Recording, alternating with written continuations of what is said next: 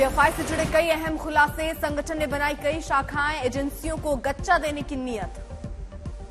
Telangana police ने एक case में जांच के दौरान कई नए खुलासे किए, आज तक के पास एक्सक्लूसिव दस्तावेज।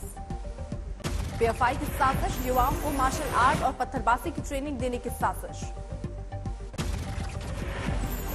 एसडीपीआई से लेकर campus front of India, national women front, Imam council, legal council, rehab India foundation, सभी पीएफआई की शाखाएं। पीएफआई स्कूल कॉलेज में भर्ती कर रहा था, मदरसों और मुस्लिम बहुल मोहल्लों पर भी पीएफआई की नजर। टेरर मॉड्यूल के भंडाफोड़ का खुलासा सीएम ने किया, मदरसे की आड़ में टेरर मॉड्यूल चलाने का आरोप।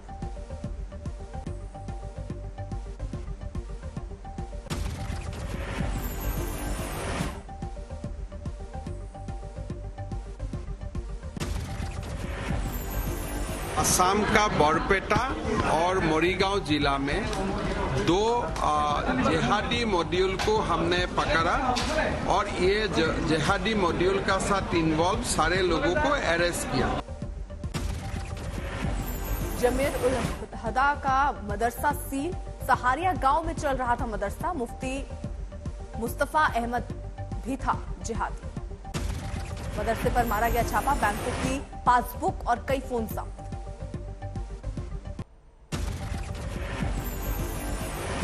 इंडिगो का विमान टेक ऑफ के दौरान फिसला, कोलकाता जा रही थी उड़ान। जोरहाट एयरपोर्ट पर हादसा, किसी मुसाफिर को चोट नहीं, जांच के दिए गए आदेश। हैदराबाद में रंगा रेड्डी लिफ्ट सिंचाई परियोजना के प्रोजेक्ट पर हादसा, 5 मजदूरों की हुई मौत। घर लाया गया मंगलुरु के सुरात कलमे में मारे गए युवक फाजिल का शव, पैतृक कस्बे में होगा अंतिम संस्कार। यूथ बीजेपी प्रवीण के परिवार से मिले सीएम बोम्मई, इंसाफ का दिया भरोसा।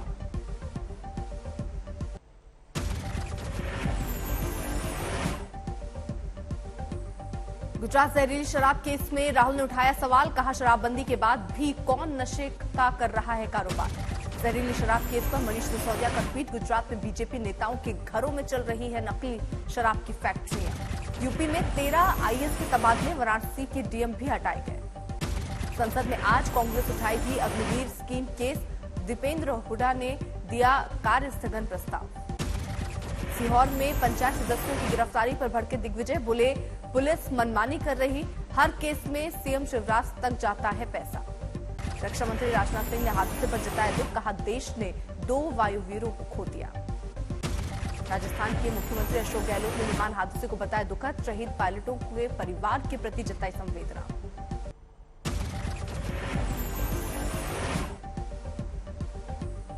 टीचर भर्ती घोटाले में विधायक मानिक भट्टाचार्य को फिर पेश होने का आदेश, बुधवार को हुई थी 14 घंटे की पूछताछ। मंत्री पद छीने जाने के बाद पार्टी से भी बाहर किए जा सकते हैं। पार्थ चैटर्जी टीएमसी ने सभी पदों से हटाया। पार्थ चैटर्जी के मंत्री पद से हटाए जाने के बाद पश्चिम बंगाल कैबिनेट में हो सकता है बड़ा फेरबदल। ममता बनर्जी ने 1 अगस्त को फिर बुलाई है बैठक।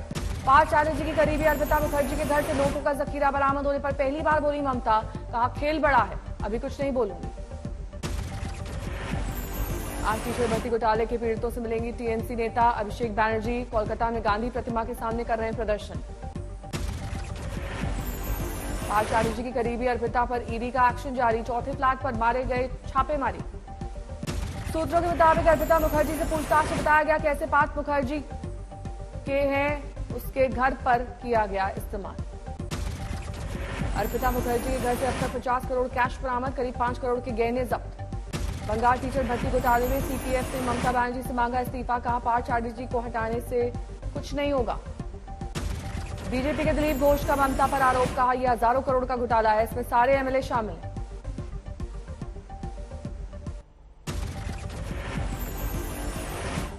लोकसभा में आज फिर हंगामा, अधीर के बयान को लेकर बवाल, 12 बजे तक कार्रवाई स्थगित। राष्ट्रपति विवाद पर अधीर रंजन चौधरी माफी मांगने को तैयार, कहा सिर्फ राष्ट्रपति से मांगूंगा माफी, किसी और से नहीं। अधीर रंजन और इससे पहले भी कांग्रेस के नेता जो पद हुआ उनसे क्षमा मांगूंगा।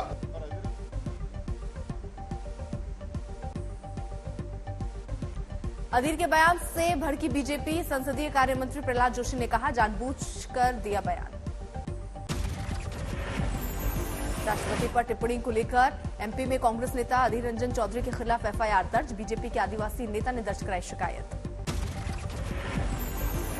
अधीर रंजन के खिलाफ नागपुर में बीजेपी का प्रदर्शन, फूका पुतला। यूपी के मुख्यमंत्री ने कांग्रेस से माफी की मांग की। अधीर रंजन के बयान को बताया संविधान, महिला और आदिवासी समाज का अपमान।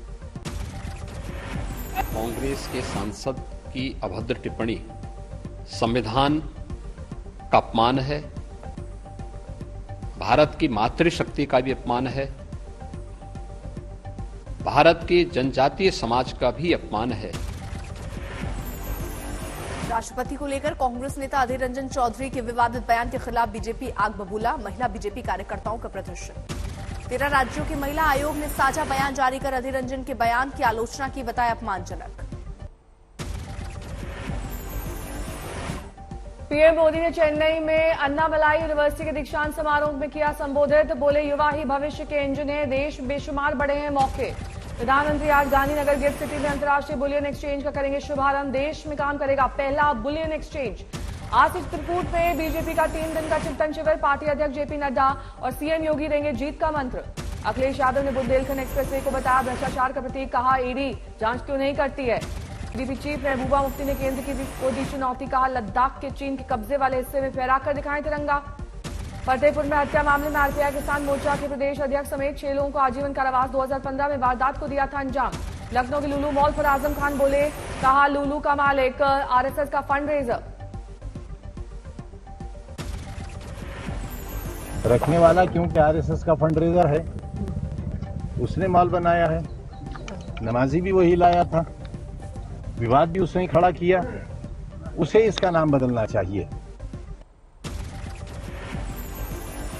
जम्मू कश्मीर में भारी बारिश और फ्लैश फ्लड का अलर्ट। लैंडस्लाइड को लेकर भी चेतावनी। बादल फटने से करगिल में भारी तबाही, कई घर तबाह, खेत खलियान डूबे। पुंछ में फ्लैश फ्लड से तबाही, सैलाब में फंसे 14 लोगों का रेस्क्यू ऑपरेशन। जम्मू कश्मीर के पुंछ में बारिश से सड़कों पर बहने लगी नदियां, जेसीबी से छात्रों को कराया गया पार। रामबन में बारिश से दरक रहे पहाड़, सड़कों पर बरस रहे पत्थर। सोलन के नालागढ़ में सेल्फी के चक्कर में बीच नदी में फंसे 5 युवक, गांव वालों ने रस्सी से बचाई जान। 12 घंटे की बारिश से लबालब कांगड़ा, सैकड़ों सड़कों पर भरा पानी। उत्तराखंड के कर्णप्रयाग में भरभरा कर टूटा पहाड़, भूस्खलन के बाद रास्ता बंद। भारी बारिश से नैनीताल नेशनल हाईवे पर बड़ा खतरा, 15 जगहों को बताया डेंजर जोन। भारी बारिश से वैष्णो देवी रूट बंद, चिनाब नदी में उफान, लोगों को डरा रहा। रुद्रप्रयाग में विकराल रूप में बह रही अलकनंदा नदी, नदी किनारे रहने वाले लोगों से खाली कराए गए घर।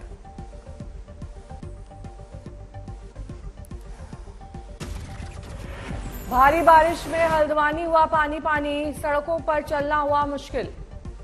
जोधपुर में भारी बारिश के बाद तबाही, सेना ने संभाला है मोर्चा।